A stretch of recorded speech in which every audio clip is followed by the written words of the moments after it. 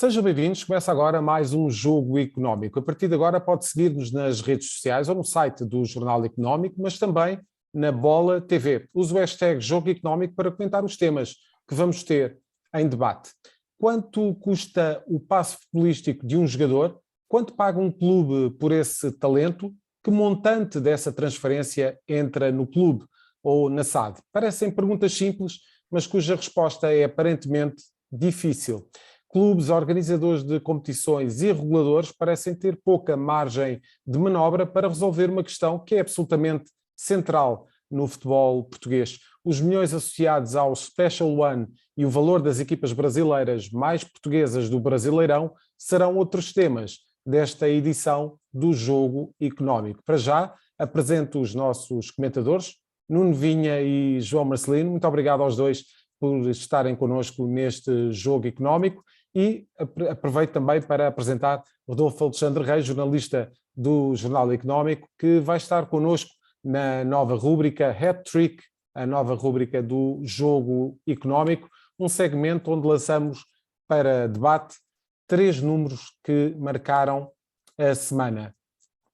Rodolfo, depois de uma semana em que muito se debateu, vamos dizer assim, sobre o grau de intensidade da influência de Mourinho na escolha de treinadores para o Benfica, começamos este segmento então com os milhões de euros associados ao Special One. Exatamente, Zé. Boa tarde. Temos Boa aqui tarde. o primeiro número desta semana, que é o 243,1 milhões de euros. Foi quanto o José Mourinho já gastou em 18 anos como treinador, em jogadores precisamente do Benfica, mas também do Futebol Clube do Porto, sendo que a maior fatia, ou seja, mais de metade desse valor foi para jogadores das Águias, 145,5 milhões de euros, enquanto os Dragões receberam 97,6 milhões de euros.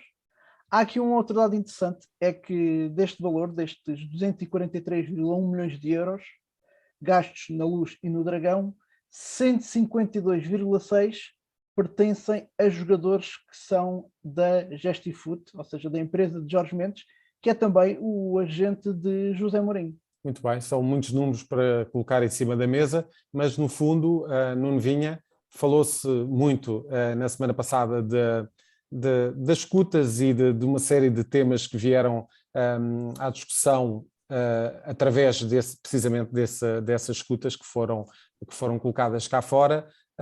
Vês aqui alguma relação entre estes números e a aparente preocupação da Gestifoot a propósito do treinador que iria ocupar o lugar de treinador do Benfica em julho de 2020? Boa tarde, Zé Carlos. Boa tarde a todos. Em primeiro lugar, é só para dizer que eu, ainda assim, olhando para estes números à luz daquilo que são as transferências de hoje, acho isto pouco. Curiosamente, para quem contratou vários jogadores do Benfica, Tiago Mendes, o Ángel Di Maria, etc., à luz dos... E muitos do Porto também. Exato, mas neste caso, como estávamos a falar dos 145 milhões de euros gastos na Luz, não é? Acho que foi este o valor. Sim, 145. Estava-me a lembrar de alguns jogadores que foram transferidos e à luz dos negócios que existem hoje. Caramba, isto até parece que são valores 15 milhões pelo Tiago Mendes, na altura para o Chelsea. À luz dos dias de hoje pareceria pouco, mas isso é outra conversa.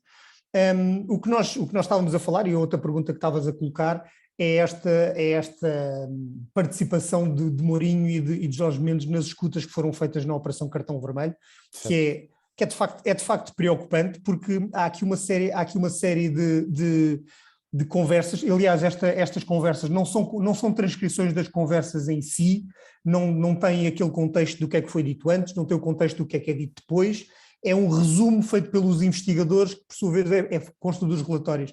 Mas de facto existe aqui aquilo que se poderia chamar algum tráfico de influências em que Mourinho diz não concorda que Jorge Jesus vá treinar o Benfica, ou que acha que deve dar moral ao Laje e vai falar ao treinador do Aston Villa, que é um seu amigo. Mas uma pessoa diz assim, então, mas isto é tráfico de influências, ou são duas pessoas que se conhecem a falarem com uma entidade empregadora para recomendar alguém? Enfim, não sei. Quanto à questão de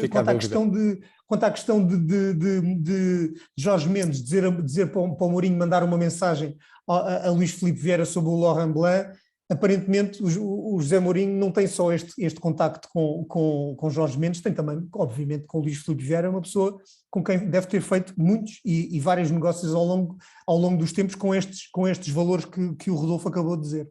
João, como é que viste todas estas notícias que colocavam aqui aparentemente Mourinho no processo de decisão relativamente ao próximo treinador do Benfica, o que acabou por não acontecer, porque Jesus não é propriamente um treinador que recolha grandes preferências por parte do José Mourinho? Deixa-me dizer que esse é o maior elogio que se podia fazer a Luís Filipe Vieira, porque, independentemente dos conselhos que recebeu, contratou o treinador que quis, não é essa a conclusão que se tira. Bem, depois disto, o que eu quero aqui dizer é que o meu problema está sempre nos clubes, não é em quem gravita à volta. Portanto, a mim, o que me pode eventualmente surpreender é que um dirigente de um clube que deveria tomar as suas decisões e ter os seus conselheiros no núcleo distrito esteja às vezes tão dependente de opiniões tão alheias e tão longínquas. Isso sim, parece-me um pouco estranho.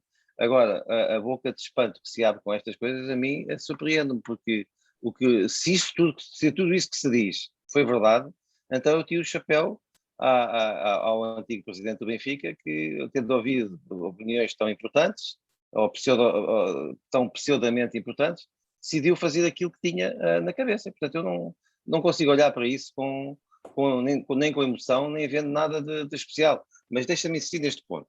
Acho que os clubes deviam ter centros de decisão internas muito fechados. Ouvirem, obviamente, todos os presidentes dos clubes têm pessoas em quem confiam e falam com elas abertamente, porventura sem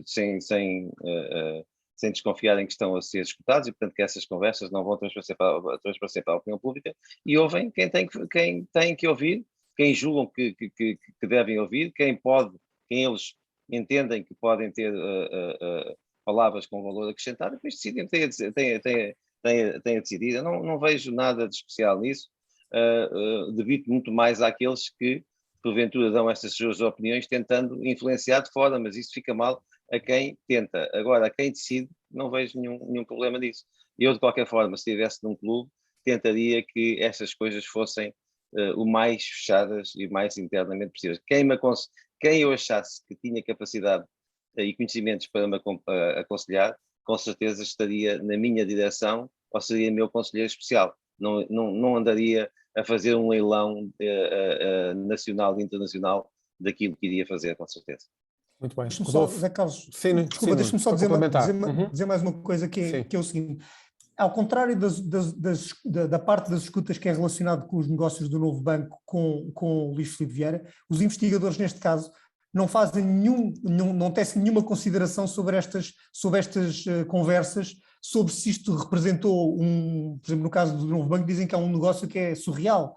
Enfim, não fazem nenhuma consideração sobre isto, mas elas estão aqui incluídas como elementos para uma investigação que pode ser, futuramente, nós poderemos ter algumas surpresas relacionadas com algumas destas conversas e que neste momento ainda não existem, mas que era só para dar essa ressalva que estas conversas até o momento não há aqui um ponto em que os investigadores digam, olha, isto que se passou pode indiciar isto ou pode indiciar aquilo. É só para que nexo de causalidade. Sim, exatamente.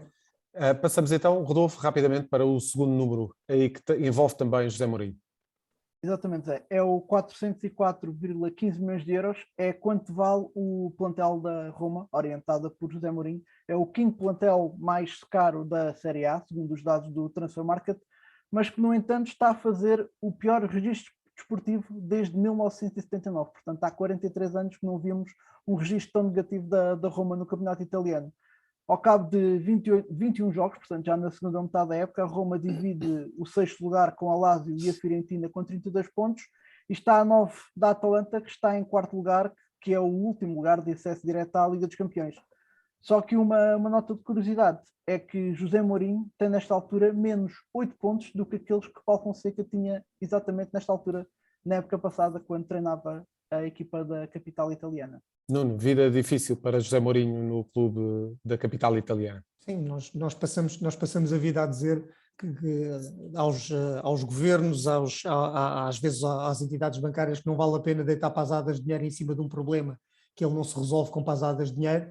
Neste caso, o que está aqui em causa é que há o facto de ter sido gasto muito dinheiro não significa que tenha sido comprada e contratada qualidade. E, sobretudo, e talvez mais difícil até de entender, é que pode ter sido comprado qualidade individual, sim, podem ter sido comprados jogadores de renome, sim, e apesar disso tudo, eles não conseguirem formar uma equipa por incompreensão em relação às ideias do treinador, ou porque ele não consegue passar a mensagem, ou pura e simplesmente porque são 11 para 11 e às vezes a bola bate no poste e não entra. E, portanto, no meio destas conversas todas, a única coisa que nós temos é que, do ponto de vista do gestor e do dirigente que contratou José Mourinho, não deve estar satisfeito, com certeza. Em nome do dirigente, do administrador financeiro que assinou os cheques para a contratação destes jogadores, ele não está satisfeito com a performance da equipa e com as escolhas que foram feitas. Mas isso não quer dizer que não exista ali uma base, ou para ele, se tiver condições, ou para o próximo treinador que vier, se por acaso optarem por afastar José Mourinho e contratar outro,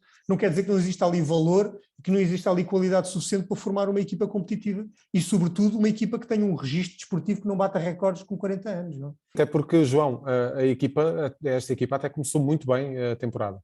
Começou bem e tem excelentes jogadores. Eu não digo mesmo. Acho que o Roma não tem plantel e capacidade para este ano discutir o título, mas tinha a obrigação de fazer muito melhor do que está a fazer. A equipa já tinha Zaniolo, tinha Pellegrini, tinha Spinazzola, que é um bom jogador e que tem estado lesionado, mas contratou um bom guarda-redes, o Rui Patrício, comprou uma defesa inteira e comprou 2 pontas de lança, um dos quais o Abraham, que veio do Chelsea por 40 milhões de euros, gastou cerca de 125 milhões de euros, e, portanto, os resultados estão completamente abaixo e, portanto, não é uma situação cómoda para José Mourinho, embora se perceba, e eu defendo que há muito trabalho a fazer, e eu defendo há muito tempo que, tirando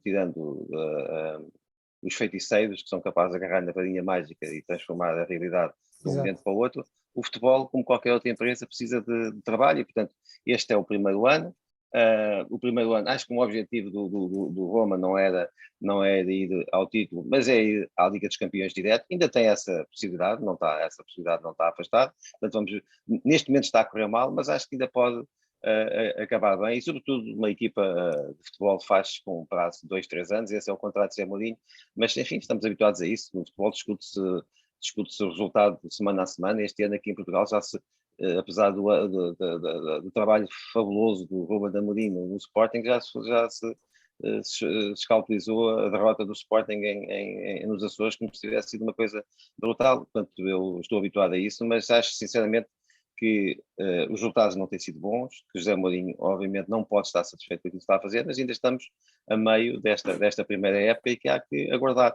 Eu diria é que se na próxima temporada o investimento que já fez e com aquele que com certeza vai fazer a Roma não estivesse a lutar pelos primeiros lugares, aí sim haveria alguma preocupação. Agora, cada um dos resultados, cada um dos maus resultados da Roma nos últimos tempos tem uma explicação, inclusivamente este último jogo em que perde 4-3, falhando um penalti nos últimos minutos, vê-se claramente que a equipa, como disse o José Mourinho, embora isso não tivesse ficado bem dizer, não teve arcabouços para aguentar com a pressão. Deixa-me só dizer, a propósito do número anterior, que eu esqueci de dizer, que a única coisa que me chamou a atenção nos 245 ou 243 milhões de euros gastos pelo José Mourinho em Portugal, é que só estivesse gasto na Luz e no Dragão, que não tivesse gasto nada em Guimarães, ou no Bessa, ou até em Alvalade, porque seria normal que também há bons jogadores portugueses noutros sítios. É a única coisa que eu estranhei em relação àquele número.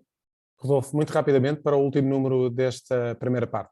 Sim, deixa-me só complementar essa informação do João Martins em relação a José Mourinho não ter contratado ninguém, nomeadamente em Alvalade, mas certamente nos lembramos em 2015 de um Sporting Chelsea para a Liga dos Campeões, onde apesar do Sporting ter perdido esse jogo com o Chelsea, José Mourinho no final seu rasgados elogios a Rui Patrício, mas no entanto na altura não, possivelmente o Chelsea não precisava de Rui Patrício para a baliza, mas curiosamente, e voltando aqui a Jorge Mendes, Rui Patrício acabou transferido para o Wolverhampton e nessa altura então José Mourinho foi contratá-lo agora para a Roma. Mas vamos então aqui ao último número, que é o muito rapidamente, que é o 336,6 milhões de euros, que é quanto valem em conjunto os plantéis de Palmeiras e Flamengo, de acordo com a Transfermarkt, 2 emblemas treinados por 2 treinadores portugueses, Abel Ferreira no Palmeiras e agora o Flamengo de Paulo Sousa, Estamos a falar do Palmeiras, que é o plantel mais valioso do Brasileirão, 181,4 milhões de euros, e o segundo mais caro, o Flamengo de Paulo Sousa, 155,2 milhões de euros. Portanto, temos aqui dois treinadores a treinarem o atual e o vice-campeão da Libertadores, e que certamente esta época vão estar forte não só no Brasileirão, mas também nesta competição internacional, até porque são dois clubes que vão ter forte pressão dos adeptos, principalmente, digo eu, o Flamengo. João, uma frase apenas para analisarmos este número. Já não temos tempo para mais. Congratulo-me com isto que disse, com esta informação que aqui foi trazida, e espero apenas que o terceiro clube, que é o Atlético de Minas Gerais, com um orçamento de 103 milhões, também venha a ter um treinador português, como parece que poderá ser o caso. Nuno, rapidamente. Rapidamente, para mim foi alguma surpresa perceber que não é o Flamengo o clube com a maior massa de adeptos e que tinha o plantel mais rico, não é o clube com o plantel mais caro, e este valor até está a diminuir, em relação àquilo que o Rodolfo estava a dizer, até tem tendência a diminuir. Mas de qualquer maneira acho que é impressionante aquilo que o Palmeiras deve ter valorizado, porque com certeza que este clube não valeria isto há 1 ano e meio, e portanto deve ter valorizado imenso, e é um bocadinho uma história da Cinderela, que um clube tradicionalmente mais pobre do que o Flamengo agora consiga ser o primeiro e o clube mais rico do Brasil. Muito bem. Rodolfo, muito obrigado. Voltas para a semana com os números deste hat-trick. Nós vamos para a segunda parte do programa para falar sobre o tortuoso caminho das transferências no futebol mundial. É já a seguir.